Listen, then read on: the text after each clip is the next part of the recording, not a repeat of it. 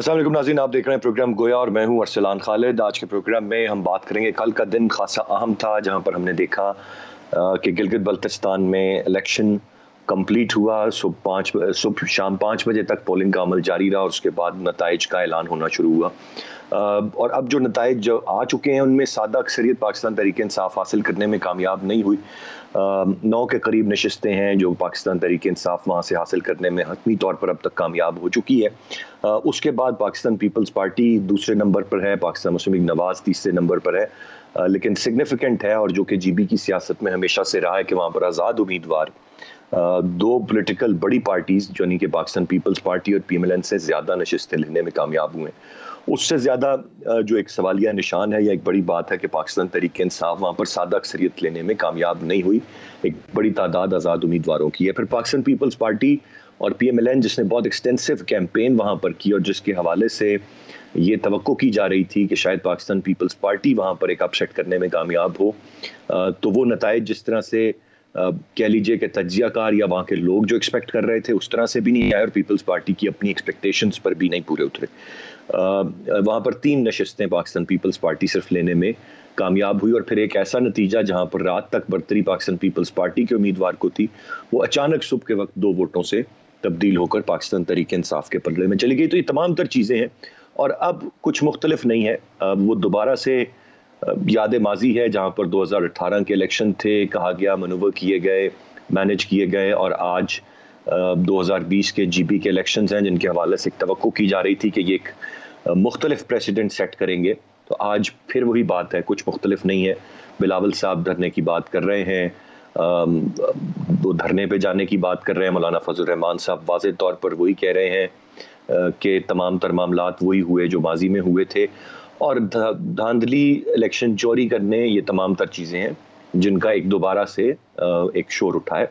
और कह लीजिए कि ये सिर्फ धांधली और इस सारे मामले का शोर नहीं है, बल्कि इससे बढ़कर ये दोबारा से 2018 की जो चीज़ें हैं उन पर सवाल है। लेकिन पाकिस्तान तहरीक इंसाफ का जो मौक़िफ़ है, जहाँ पर वही कहते हैं कि अगर धांधली होती तो हम तो फिर बड़ी आसानी से अक्सरियत लेते, लेकिन सादा अक्सरियत भी लेने में कामयाब नहीं हुए, तो फिर ख्याल 2018 में जाता है कि तब भी धांधली की बात की जाती है, लेकिन 2/3 मेजॉरिटी तब भी नहीं थी पाकिस्तान तहरीक इंसाफ के पास और आज भी नहीं है कौमी असम्बली में। तो ये किस तरह से मनूवर होता है, इंजीनियरिंग क्या है और क्या हर इलेक्शन जो कि होगा अगर उसमें मर्जी के नताइज नहीं आएंगे तो वो एक चोरी शुदा इलेक्शन या धांधली शुदा इलेक्शन कहलाएगा। मैं चाहूँगा इस पर आज के प्रोग्राम में हम बात करें और बात करने के लिए प्रोग्राम में हमें ज्वाइन किया कामरान मुर्तज़ा साहब ने। माहिर कानून हैं, JUIFA के रहनुमा हैं। बहुत शुक्रिया कामरान मुर्तज़ा साहब आपके वक्त का। उनके साथ साथ शौकत बसरा साहब हमें प्रोग्राम में ज्वाइन कर रहे हैं, पाकिस्तान तहरीक इंसाफ के रहनुमा हैं और तैमूर तालपुर साहब पाकिस्तान पीपल्स पार्टी के रहनुमा और सूबाई वज़ीर हमारे साथ प्रोग्राम में मौजूद है। मैं कामरान मुर्तज़ा साहब गुफ्तगू का आगाज़ आपसे करूँगा। मौलाना साहब ने भी फरमा दिया, सब ने कह दिया, सर फिर से ये इलेक्शन मर्जी के नताइज नहीं आए तो ये धांधली शुदा इलेक्शन है और इसमें भी कहीं ना कहीं कुछ इदारों ने अपना किरदार अदा किया। सर ये कब तक ऐसे चलेगा और कब मुल्क में कोई ऐसा शफाफ इंतखाब हो पाएगा जिस पर सब ये कहेंगे कि हाँ जी हम कबूल करते हैं जो भी नताइज हैं? क्योंकि अब तक की 72-73 साल की रिवायत ये रही है कि कब वाइट पेपर शाया होते रहे, कभी किसी ने नहीं तस्लीम किया कि कोई इलेक्शन इस मुल्क में शफाफ हुआ है। डेमोक्रेसी का अपना इंफ्रास्ट्रक्चर होता है, उसमें एजुकेशन जो है वो पहले नंबर पे आती है, उसके बाद जो है ना वो पार्टियों का रवैया होता है, उसके बाद जो है ना पावर्टी का जो है ना एक मिनिमम रेट होता है कि उससे बिलो ना हो और लोग इन वजूहात की बिना पे जो है ना वो इलेक्शन लड़ते हैं, इलेक्शन के नताइज आते हैं और वो तस्लीम भी किए जाते हैं। अच्छा, यहाँ पे ना तो वो एजुकेशन का वो एक मुनासिब रेट है जो होना चाहिए था, ना उसमें पावर्टी जो लोग जो है ना बिलो पावर्टी उसमें गुजार रहे हैं ज़िंदगी। प्लस जो इससे ज़्यादा जो है ना ये पिछले कुछ इलेक्शन से जो है ना एक और आंसर दाखिल हो गया है, अदारों की मुदाखलत का जो है ना आंसर, झूठा या सच्चा, ये जो है ना इसके ऊपर जो है ना वो हर कैंडिडेट जो है वो बिलीव करता है और मामलात यहाँ तक पहुँच जाते हैं कि वो इलेक्शन से पहले जो है ना वो उन्होंने 2-2, 4-4 कैंडिडेट्स को जो है वो गोली दी होती है। उनके जो पहले नंबर पे आने का जिसका उम्मीद होता है उसको एक ग्रुप ने जो ना वो गोली दी होती है, जो दूसरे नंबर पे आने वाला होता है उसको दूसरे ग्रुप ने गोली दी होती है और इस तरह से वो सबको अपने हाथ में रखते हैं और अल्टीमेटली जो है ना फिर वो इलेक्शन में जो है ना वो ये धांधली का मसला जो है ना वो पैदा हो जाता है। और फिर भी जहाँ पे क्लोज मार्जिन होता है वो वहाँ पे उसको जो है ना उस मार्जिन को निकालते हैं। टारगेटेड जो है ना वो कॉन्स्टिट्यूंसीज होती हैं जहाँ पे ये आराम से जो है ना उसमें धांधली कर सकते हैं। और उन टारगेटेड जो है ना कॉन्स्टिट्यूंसीज में वो कभी भी इलेक्शन जो है ना वो नहीं हुए। और हम बदकिस्मती से बलूचिस्तान वाले उस टारगेटेड जो है ना वो कॉन्स्टिट्यूंसीज का ज़्यादा जो है ना वो हिस्सा हैं। हमारे यहाँ जो है वो बहुत छोटी लेवल का अफसर जो है वो इसको कंट्रोल कर लेता है और मर्ज़ी के नताइज दे देता है। हमारे यहाँ पूरी की पूरी सेनेट का इलेक्शन जो है ना वो कोयटा क्लब में नाश्ते के ऊपर जो है ना वो डिसाइड हो जाता है और वो नाश्ता जो है ना वो मैनेज करता है। कामरान हुसैन साहब, ये तो बलूचिस्तान की या कोयटा की बात आपने कर दी, लेकिन जीबी के डायनेमिक्स तो बड़े मुख्तलिफ हैं। वहाँ पर गिलगित के डायनेमिक्स इसलिए मैं थोड़े से मुख्तलिफ कहूँगा कि लिटरेसी रेट आपने जो बात की वो वहाँ पर बड़ा बेहतर है, लोग बहुत बाशऊर हैं। बल्तिस्तान में थोड़े से मामलात मुख्तलिफ हो सकते हैं, लेकिन गिलगित के मामलात ख़ास तौर पर बड़े मुख्तलिफ हैं। तो वहाँ पर लोग अपनी मर्जी अपने शऊर के मुताबिक वोट दे रहे हैं। लेकिन जो मेरा सवाल था, आपकी बात बिल्कुल अपनी जगह बजा के कहीं पर इलेक्शन मैनेज हो जाते हैं, लेकिन ये कभी तो होगा कि हम सब इलेक्शन के नताइज जो होंगे उनको तस्लीम करेंगे, या हर इलेक्शन ही धांधली ज़्यादा होगा अगर मर्जी के नताइज नहीं आएंगे तो? सिर्फ एक जो ना फैक्टर को जो ना आप माइनस कर दीजिए, लोग एक्सेप्ट करने लग जाएंगे। ताकतवर अदारों की मुदाखलत, ये इंश्योर कर लीजिए। चंद दिन पहले जो है ना वो एक शायद ये मैसेज सर्कुलेट भी हुआ है ताकतवर हलकों की तरफ से जो है ना वो पॉलिटिकल पार्टीज़ को भी गया है कि शायद उन्होंने अपना पॉलिटिकल विंग बंद कर दिया है, मगर शायद उसको तब्दील कर दिया है। वो एक जगह से उठा के दूसरी जगह पे रखा गया है, वो पॉलिटिकल विंग बंद नहीं हुआ। तो ये एक तरह से वो उनको जो है ना वो एश्योरेंस दी गई थी कि जी नहीं, अब आइंदा नहीं होगा। जब मैं एक थोड़ा सा वाकिफ़ हाल हूँ इन मामलात का, मगर वो पॉलिटिकल विंग बंद नहीं हुआ और स्टिल जो है ना वो पॉलिटिकल विंग जो है वो मामलात को कंट्रोल कर रहा है। राइटली सेट जी, पॉइंट आ गया आपका। मैं ज़रा हुकूमती मौक़िफ़ यहाँ पर लूँगा। तैमूर तालपुर साहब की राय तो बहुत अहम होगी, क्योंकि बिलावल साहब ने बड़ी एक्सटेंसिव कैंपेन वहाँ पर की। बसरा साहब, एक तरफ आप पर इल्ज़ाम है दोबारा से वही जो 2018 में था, दूसरी तरफ आप लोग ये कह रहे हैं कि अगर ऐसा होता कि धांधली होती तो हम 14 से 15 नशिस्तें लेते, लेकिन हम उतनी नशिस्तें लेने में कामयाब नहीं हुए। लेकिन सवाल तो यह है कि धांधली का इल्ज़ाम 2018 में भी था, तब भी आप 2/3 मेजॉरिटी लेने में कामयाब नहीं हुए थे। किस तरह से हुकूमत दिफा करेगी इस सारे इल्जाम का या मामले का? इस्लाम, ये जो माइंड सेट है ना, इस माइंड सेट को तब्दील करने की जरूरत है। प्रॉब्लम ये है, अब कामरान मुर्तजा साहब जैसे इंसान जिसमें खुद बड़ा इंस्पायर हूँ, पढ़े लिखे एलीट क्लास है ना, अब और खास तौर पे सुप्रीम कोर्ट को रिप्रेजेंट करना, वहाँ पे हाउस फोरम को रिप्रेजेंट करना, अगर मैं उनसे कम से कम ये तवक्को नहीं कर सकता, अगर वो ये बात कर रहे हैं तो आप किसी से भी तवक्को कर सकते हैं। आप अंदाजा करें, जिन लोगों का एक कैंडिडेट था वहां 24 सीटों पे, एक कैंडिडेट JUI का, वो भी कह रहे हैं हमें को निकाला, वो कह रहे हैं कि हमें धांधली होगी। अब मुझे बताइए ये कौन लोग हैं? अब इनकी सोच पे खत्म करना चाहिए। और ये सिर्फ ये इन्ना लिल्लाहि व इन्ना इलैहि राजिऊन पढ़ा जा सकता है। आपने कहा ना, इन्होंने कहा इदारों की मुदाखलत, कहा गया तो फौज की ड्यूटी ना हम अंदर लगने देंगे ना बाहर लगने देंगे। अब क्या कहा जा रहा है? देखिए, अभी तक उनकी मुदाखलत एक जगह से दफ्तर उठाया दूसरा दफ्तर ले गए। ये ज़हनी तौर पे बीमार लोग हैं, ये मुस्तरद लोग हैं, रिजेक्टेड लोग हैं। अब लोग इनके चेहरे पहचान चुके हैं। यही तो बात है, इनके जो डबल स्टैंडर्ड्स हैं। आपने तो दरिया को कूजे में बंद कर दिया था स्टार्ट में। जीत जाएंगे, फेयर एंड फ्री इलेक्शन हुए हैं, आवाम की जीत हुई है, जमहूरियत की फतह हुई है, मौलाना इक़्तिदार में। चूंकि मरना जीना एक बात के साथ है, कुर्सी के साथ। अगर कुर्सी है, पाकिस्तान ठीक है, फौज ठीक है, अदलिया ठीक है, इंतखाबात ठीक है, मीडिया ठीक है, सब कुछ अमन ही अमन है आश्ती। लेकिन या तो लोग कहें कि नहीं जी, आप लोग हमारे इत्मीनान पे पूरा नहीं उतरे, आप लोगों को आजमा के थक चुके। PTI को तो पहली बार मैंडेट मिला है। और दूसरी बात मुझे देखें, अब अमेरिका जैसा साहब, ये मैं चाहूंगा इसको हम जरा एक वसी तर तनाजुर में सारे मामले को देखें। सवाल सिर्फ ये नहीं है कि इन्होंने क्या ये गिला कर रहे हैं, सवाल ये है कि हर इलेक्शन धांधली ज़्यादा है, हर इलेक्शन में वोट चोरी हुए हैं, हर इलेक्शन में गलत मैंडेट मिला। ये बुनियादी बात यह है कि ये मुल्क रियासत पाकिस्तान सफ़र करी। ये तो 2013 के इंतखाबात देख लीजिए, आप लोग भी तो धांधली की बात कर रहे थे। हम नहीं कह रहे कि वो दुरुस्त थी या गलत थी, लेकिन फिर 2018 में बाकी पार्टीज कर रही हैं, 2020 GB के इलेक्शंस में बाकी पार्टीज कर, एक रिवायत बन गई है ना सर। ये तो फिर या तो 2013 में आप मान लेते कि नहीं वो मैंडेट नून लीग का ही था और कोई 35 पंक्चर नहीं थे और कोई मामला नहीं था, लेकिन आपका भी तो एक गिला था, मीडिया ने आपका साथ दिया, लोगों ने आपकी बात की, अदलिया ने उस पर इंक्वायरी प्रोबन की। ये तो रियलिटीज हैं बसरा साहब। मसला भी बहुत इंपॉर्टेंट था। मैं सिर्फ एक चीज कह के, अब आप अंदाजा ये करें कि अमेरिका जैसे मुल्क के अंदर जहां पर कोई बंदा उंगली नहीं उठाता था, मैं माइंडसेट की आपको बात बताने लगा हूं, ये इंसानों पे डिपेंड करता है। बहुत बड़ी दुनिया पड़ी है। अब वो ट्रंप भी कहता है मुझे क्यों निकाला, अच्छा वो, लेकिन उसमें और इनमें फर्क क्या है? वहां इदारे मजबूत है, इदारों की हुक्मरानी है। वो सुप्रीम कोर्ट में गया है कि मैं जा रहा हूं और वहां पे मैं फेयर एंड फ्री ट्रायल करवाऊंगा। अच्छा, अब आपने जो बात कही मैं आपसे एग्री करता हूँ। गुजारिश ये है कि रिफॉर्म्स की जरूरत है, निजाम को बेहतर बनाने की जरूरत है। उसके लिए तरीके इंसाफ 70 साल में कभी ना गवर्नमेंट में आई है, ना तरीके इंसाफ का कभी प्राइम मिनिस्टर बना है, ना ही हम किस सिस्टम का हिस्सा रहे। पहली बार आए हैं ना, हमने एक कमेटी बनाई है, आइए उस कमेटी में सब बैठ जाते हैं और जो शिक डालनी है, जिस तरह भी हम इस निजाम को बेहतर कर सकते हैं, ट्रांसपेरेंट कर सकते हैं, नैब के निजाम को बेहतर कर सकते हैं। ये किस लिए पार्लिमान है? क्या पार्लिमान सिर्फ के लिए, दिहाड़ियां जाने के लिए, लस्सी पीने के लिए? नहीं।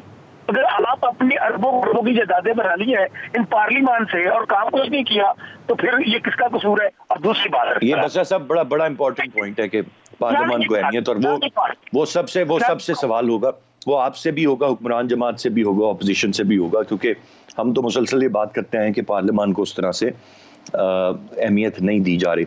मैं बसरा साहब एक ब्रेक की जाने पड़ूंगा। ब्रेक से वापस आकर मैंने नवाब तैमूर तालपुर साहब को भी शामिल गुफ्तगू करना है। पीपल्स पार्टी का मौक़िफ़ इम्पोर्टेंट है। एक ब्रेक से वापस आते हैं तो पीपल्स पार्टी का मौक़िफ़ लेते हैं, साथ रहिएगा।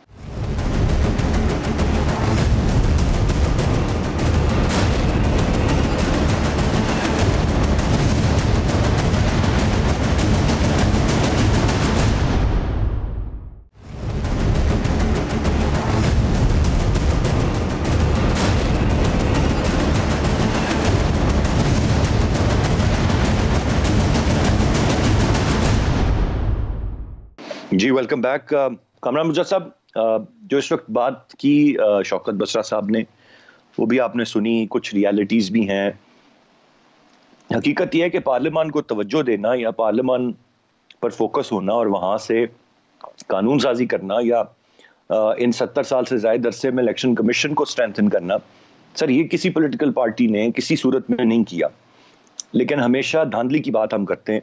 अगर हमने इदारे मजबूत नहीं करने तो सर किसने इदारे मजबूत करने हैं ताकि ऐसी उंगलियां ना उठें? आमतौर पे धांधली की बात उस वक्त होती है जब हम अपोजिशन में, जब हम हारते हैं। जब जीत रहे होते हैं तो उस वक्त भी जो है थर्ड प्लेयर जो है वो जो भी जीता है आज तक, थर्ड प्लेयर उसके साथ होता है। और ये हकीकत है, बसरा साहब से भी अकेले में पूछ लीजिएगा, ये भी मान लेंगे। जब ये कहते थे 35 पंक्चर, तो 35 पंक्चर अगर थे तो वो कोई पार्टी जो है ना, वो उसके पास इतनी ताकत नहीं होती कि वो पंक्चर लगा सके। वो पंक्चर लगाने वाले ना वो कोई ताकतवर लोग हुआ करते हैं, वो आम तौर पे कोई मेरे आप जैसा आदमी नहीं होता। तो ये मामला जो है ना, ये बहुत अरसे से चले आ रहे हैं। मगर अब चूँकि ये हमारे वतन में एक रबा सदी हमने गुजार ली है, आलमोस्ट हमारी आज़ादी को ये हो चुका है, 3 हिस्से गुजर गए हैं और एक चौथा हिस्सा इसका रहता है। इंशाअल्लाह हम सदी भी पूरी करेंगे और उसके बाद क़यामत तक हम ये मुल्क कायम रहेगा। मगर हम अब वक्त आ गया है कि वो हल्के जो मुदाखलत किया करते थे वो अब मुदाखलत बंद कर दें, पाकिस्तान के लिए, पाकिस्तान की आवाम के लिए और अपने लिए भी। क्योंकि अब इस वक्त जो उनके बारे में जो बातें हो रही हैं वो मेरा ख्याल है कि इससे पहले इस पहले वाले पाकिस्तान में कभी नहीं हुई थी। 2018 से पहले जो है ना, ये बसरा साहब की पार्टी जो मौजूदा पार्टी है उनके अपना लीडर साहब किया करते थे और उस ज़ुबान से ज़्यादा सख्त इस्तेमाल किया करते थे, ज़्यादा ज़ुबान जो आज नवाज शरीफ साहब इस्तेमाल करते हैं या कोई और लीडर साहब इस्तेमाल करता है। तो ये सारी बातें जो है ना, ये इससे पहले कल भी मौजूद थी, ये इल्ज़ामात कल भी मौजूद थे, ये इल्ज़ामात आज भी मौजूद हैं। उनके अपने मफाद में, उनके जिनके ऊपर हम इल्ज़ाम लगाते हैं, ये उनके मफाद में है कि वो 2 स्टेप पीछे हो जाएं, जो उनके करने का काम है वो करना शुरू कर दें। बिल्कुल सही जी। मैं तैमूर साहब की जानिब दोबारा बढ़ना चाहूँगा। तैमूर साहब, मेरी आवाज़ आप सुन पा रहे हैं वाज़े तौर पर? जी जी जी। मैं दोबारा से अपने उसी सवाल की जानिब आऊँगा सर, कि बड़ी एक्सटेंसिव कैंपेन बिलावल साहब की तवक्कुआत क्या थी, और सिर्फ 3 नशस्तें वहाँ पर पाकिस्तान पीपल्स पार्टी ने हासिल की और फिर एक नतीजे पर भी जो ओवरनाइट तब्दील हो गया। क्या लायामल मजीद क्या है पाकिस्तान पीपल्स पार्टी का? एहतजाज की बात तो पीपल्स पार्टी कर रही है। देखिए, जब और जिस तरह से शुरुआत हुई इलेक्शन की, और उससे पहले ही जो खास विनिंग हॉर्सेस थे पीएमएल नवाज के, जिस तरह से उनकी लॉयल्टीज चेंज कराई गई, उनको इंडिपेंडेंटली लाके खड़ा किया गया, और जिसमें इनके वुज़रा भी, साबिक वुज़रा भी शामिल थे, तो वहीं पर इन्होंने एक बहुत ही गलत इंप्रेशन दे दिया और एक गलत काम कर दिया, जो एक सिंपल धांधली के सिवा इसको कुछ भी नहीं कह सकते। हॉर्स ट्रेडिंग कह सकते हैं, धांधली कह सकते हैं। फिर जिस तरह से हुकूमत के वुज़रा आते रहे और वहाँ पर कैंपेन चलाते रहे, तो वो क्या है, दिस इज सिंपल धांधली, प्री पोल रिगिंग करके जो इन्होंने बातें की, जिस तरह से इन्होंने अपनी तकरीरों में पैसों की ऑफर्स की वोटों के बदले में, जिसपे मजबूरन चेयरमैन बिलावल भुट्टो को कहना पड़ा कि पैसे इनसे लें और वोट हमें करें। तो ये सारी चीजें अमाउंट्स टू ग्रॉस मिसकंडक्ट। उसके बाद जो लैंग्वेज यूज करते रहे इनके वुज़रा पीटीआई के, खसूसन ये जो गंदा इंसान है गंडापुर, जिस तरह से उसने बातें की, किसी की माँ बहन बेटी के बारे में कमेंट्स किए, तो ये तो बहुत ही एक शर्मिंदगी की बात थी कि उस पर इमरान खान साहब भी कोई कमेंट्स ना कर सके, ना उस पर एक्शन ले सके। यानी कि ये जो बयानिया था ये गंडापुर का नहीं, पर इमरान खान का था।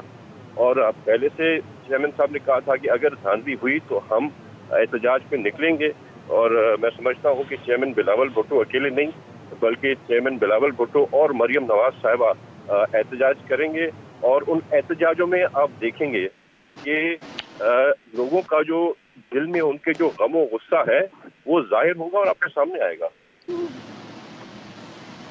बिल्कुल सही। तो वो ये एहतजाज अब मुश्तरका होगा, कैंपेन अलहदा थी लेकिन एहतजाज मुश्तरका होगा। अब किस हद तक पीपल्स पार्टी और पीएमएलएन साथ हैं, कभी समझ आती है, कभी कहा जाता है अपनी अपनी इंतखाबी मुहिम, लेकिन अब मुख्तलिफ चीज़ों पर वो साथ है। तो अब ये पीडीएम के प्लेटफॉर्म से ही एहतजाज होगा या इसके पीछे सर कुछ और मोटिव होगा और ये सिर्फ मरियम साहब और बिलावल साहब का इत्तेहाद होगा? जब बिलावल भुट्टो साहब की और मरियम नवाज साहिबा की मीटिंग हुई थी गिलगित बल्तिस्तान में, तो उन्होंने तभी डिसाइड किया था कि अगर ऐसा कुछ अमल किया गया हुक्मरानों की तरफ से तो उसका मुंह तोड़ जवाब देंगे और उनको एहतजाज भी हम एक साथ करेंगे। तो अब ये एहतजाज पीडीएम का भी हो सकता है, ये मरियम नवाज साहिबा और चेयरमैन बिलावल का भी हो सकता है, पर मोस्ट प्रोबेबली क्योंकि सारी जमातें इसमें अफेक्ट हुई और सारी जमातें ये मानती हैं कि यहाँ पर धांधली और प्री पोल रिगिंग हुई है, तो ये इंशाअल्लाह ताला एक साथ इनका यहाँ पे एहतजाज आपको नजर आएगा, एक साथ ये मामला नजर आएगा। मैं एक ब्रेक की जानिब बढ़ूंगा, ब्रेक से वापस आकर हम पाकिस्तान तहरीक इंसाफ का मौक़िफ़ जानेंगे, कुछ मजीद इस पर बात करेंगे, साथ रहिएगा।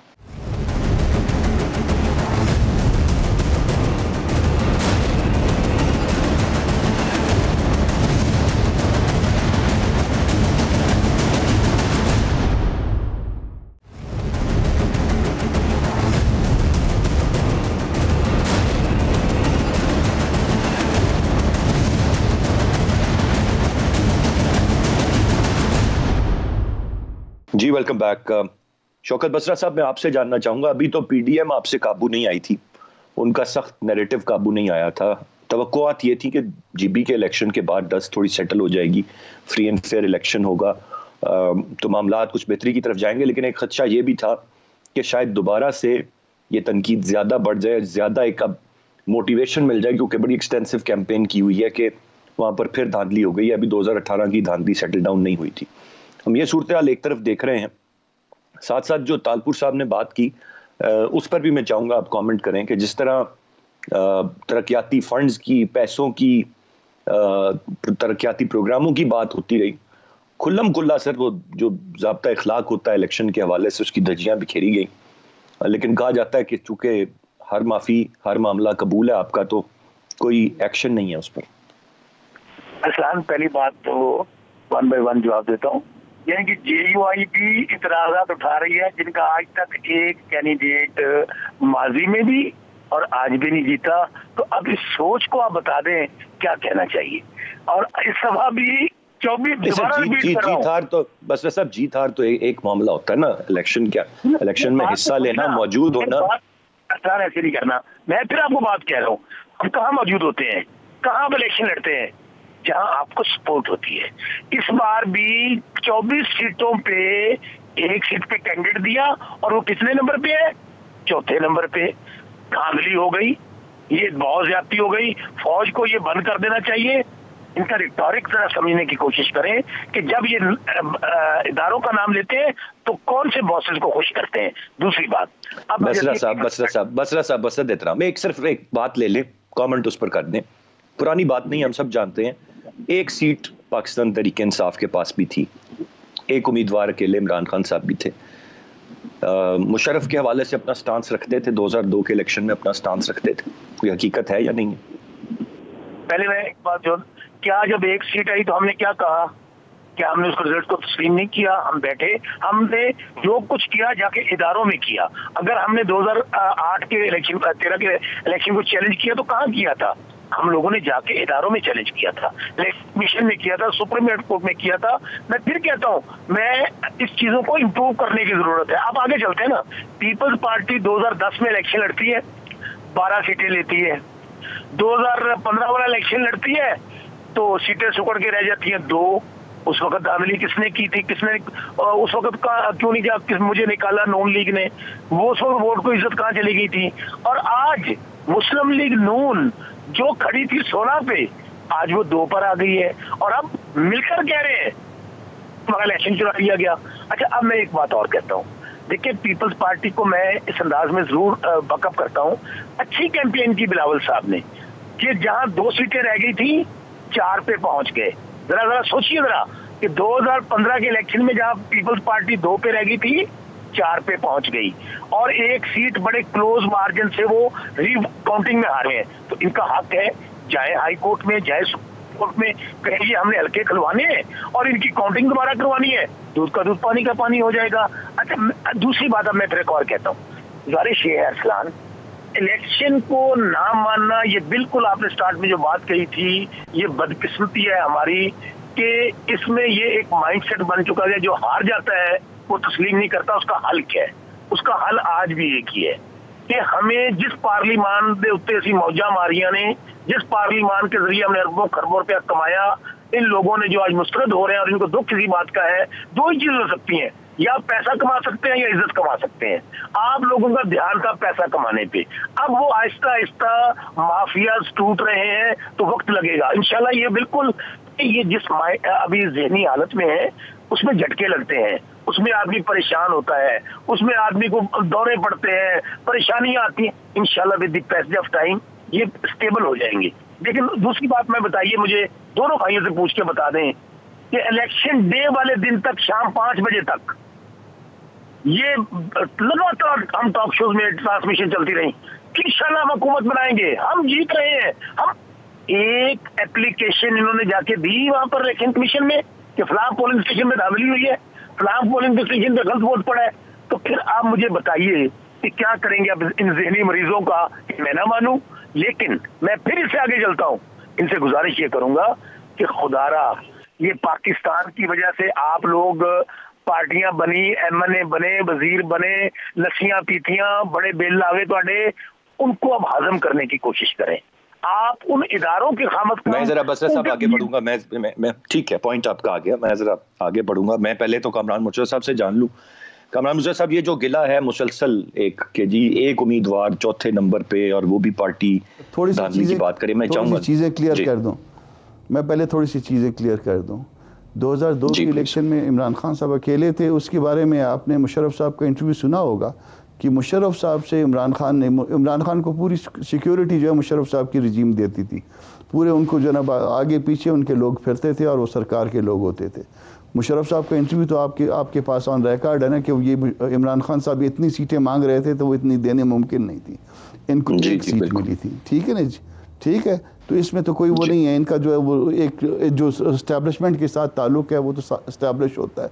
उसके बाद फिर 8 वाले इलेक्शन आए, उसमें जो ना इन्होंने धांधली का शोर मचाया। फिर 13 वाले इलेक्शन आए, फिर धांधली का इलेक्शन बनाया। मीनवाइल जो है ना ये फिर बन गए कहीं जाके, और जब बन गए तो फिर अब इस तरह की बातें करते हैं। उस वक्त तो बसरा साहब भी मेरे भाई जो है वो पीपल्स पार्टी में हुआ करते थे। उस वक्त पीपल्स पार्टी शरीफ जमात होती थी, अब शायद बदमाश जमात हो गई है जब इन्होंने अकेले बंदे ने पार्टी छोड़ी है। तो उसमें जो ना ये जो लस्सियों की बात करते हैं, ये बाकी चीज़ों की बात करते हैं। 2.5 साल इनकी गवर्नमेंट को हो गए हैं ना, तो ये 2.5 साल में कोई लस्सियों वस्सियों के हवाले से कोई केस बना लेते, किसी को सज़ा दिलवा देते तो फिर तो ठीक होता। कभी कहते हैं ज़हनी मरीज़, कभी कहते हैं लस्सियाँ पीना। तो ज़हनी मरीज़ इस तरह से बसरा साहब, मतलब आप पढ़े लिखे आदमी हैं, मुनासिब बात नहीं है कि दूसरों को, साथियों को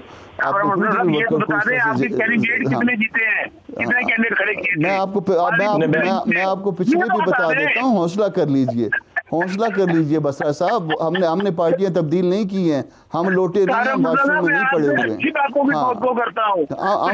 हम वाशरूम में नहीं पड़े हुए। हाँ जी, हाँ, ये ज़रा सुन लीजिए। पिछली दफ़ा अगर आपको याद है तो पिछली दफ़ा 4 सीटें थी हमारी, तीसरे नंबर पे थी पार्टी। अगर ये इफेक्ट्स जो है ना अगर कंफर्म करने तो ज़रा देख लीजिए, आपके पास मोबाइल होगा, नेट पे चले जाइए, आपको पता चल जाएगा। 4 सीटें थी, ठीक है जी, रिजर्व सीट मिला के। इस दफ़ा मुझे कैंडिडेट बता दीजिए कि जी बिल्कुल, मैं आपकी बात बिल्कुल बजा, और ये एक हकीकत है कि हम सबको चाहिए सैनिटी मस्ट प्रिवेल। जी मैं जरा तालपुर साहब का टुवर्ड्स द एंड कमेंट लेना बड़ा जरूरी है। बात है ना, किसी को ज़हनी मरीज कहा जाए, किसी को कुछ और कहा जाए, हम तो आपको ये याद नहीं करवा रहे कि आप पार्टियां बदलते रहे। जी सब काबिल एहतराम है, सब जिसका ताल्लुक जिस पॉलिटिकल पार्टी से। तालपुर साहब आपसे जानना चाहूंगा, ये तो अब मामलात, क्या मैं ये तवक्को करूं कि अब तक जो पीडीएम में नून लीग का स्टांस था वो बड़ा हार्श था, पीपल्स पार्टी उसको शायद उस तरह से सपोर्ट नहीं कर रही थी और वो अपना एक स्टांस रखती थी, और अब क्या हम बिटरनेस या हार्शनेस बढ़ती हुई देखेंगे पाकिस्तान पीपल्स पार्टी में? सबसे पहले तो मेरे ख्याल से जो बात हमें समझनी चाहिए कि पीडीएम जो है वो यारों जमातों का एक मिलाव है। ये नहीं है कि उसमें एक ही पार्टी का कोई मौक़िफ़ होगा। बात ये कि उसका मकसद क्या है। उसका मकसद है इमरान खान जैसे नालायक लीडर से, सेलेक्टेड लीडर से, रिजेक्टेड लीडर से हमारी जान छुड़ाना। तो उसमें हम सब एक हैं। अब कोई अपना स्टांस देगा, जारी बात है, पीपल्स पार्टी का अपना मौक़िफ़ है, नून लीग का अपना मौक़िफ़ है, हर कोई अपने तरीक़ेकार से अपना ही बयानिया सामने लाएगा। पर जहाँ तक बात है यूनाइटेड की, हम यूनाइटेड हैं। और मेरे भाई ने, बसरा साहब ने जो बात की, उसके बारे में मैं उनसे एग्री करता हूँ कि बिल्कुल ज़हनी मरीजों का कोई कमी यहाँ पर नहीं रही है। अगर आप किताब पढ़ लें इमाम खान की, उसमें से पता चल जाए कि कहाँ कहाँ पे कितने लोगों को ज़हनी तकलीफें हैं और क्या के साथ टेक्निकल और अलग किस्म के मसले हैं। तो फिर किताब पढ़नी बहुत जरूरी होगी रिहाम खान की।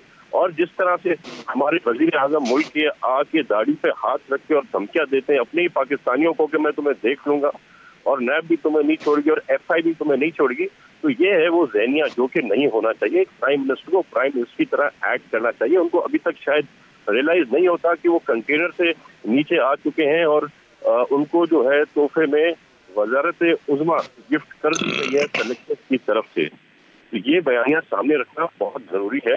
और जो जबान ये लोग इस्तेमाल करते हैं, जैसे कि आपने भी बात की, मेरे भाई ने भी बात की, तो उस पर जरा इनको कंट्रोल लाना चाहिए।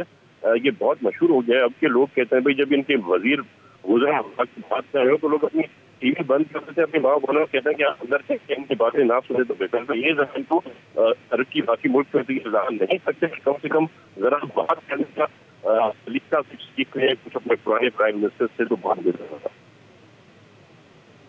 बिल्कुल दुरुस्त। जुबान का जो अल्फाज का चुनाव है, जो इस्तेमाल है, मेरे ख्याल से वो हम सब के लिए ज़रूरी है कि हम सब पॉलिटिकल पार्टीज़ एक दूसरे के लिए, हर कोई जो है वो बेहतर ज़ुबान का इस्तेमाल करे। तनकीद बेहतर अल्फाज में भी बहुत शदीद हो सकती है, लेकिन कुछ अल्फाज ऐसे होते हैं यकीनन जो काबिल कबूल नहीं होते। एक और इलेक्शन हुआ और उस इलेक्शन के हवाले से आज फिर सवाल है। 2018 के इंतखाबात अभी हम भूले नहीं, जहाँ पर हमने देखा कि आज तक वो जलसे जुलूस एहतजाज जिस हुकूमत को घर भेजने की बात थी, फिर जीबी का इलेक्शन और आज जीबी के इलेक्शन के बाद तवक्कुआत हमारी ये थी कि एक बेहतर सूरत हाल पैदा होगी, लेकिन इट्स क्वाइट अनफॉर्चुनेट कि आज फिर वही बात है कि मैंडेट चोरी हुआ, धांधली हुई, राइट मैंडेट नहीं मिला और अब एहतजाज है और ये एहतजाज किस हद तक संगीन नौयत इख्तियार करेगा ये आने वाला वक्त बताएगा। लेकिन बहुत वक्त की आम ज़रूरत है कि जो रिमेनिंग 2.5 साल है इस गवर्नमेंट के, पार्लियामान को अहमियत दी जाए, कानून साजी तमाम जमातें मिलकर उस तरह की करें जो सबको काबिल कबूल हो, इदारों को मजबूत बनाने की बात करें ताकि इदारे इस हद तक मजबूत हों कि उंगलियां ना उठाई जा सकें और जो भी इंतखाबात हों या एहतसाब हो या निज़ाम अदल हो वो इतना शफाफ हो कि हर किसी को काबिल कबूल हो। ये बहुत ज़रूरी है इस वक्त रियासत पाकिस्तान और उसकी फलाह बहबूद के लिए। उम्मीद करते हैं कि ऐसा हो जाए। तीनों मौजूद मेहमानों का बहुत शुक्रिया। आज के प्रोग्राम से इतने। अरसलान खालिद को इजाज़त दीजिए अल्लाह ने के बाद।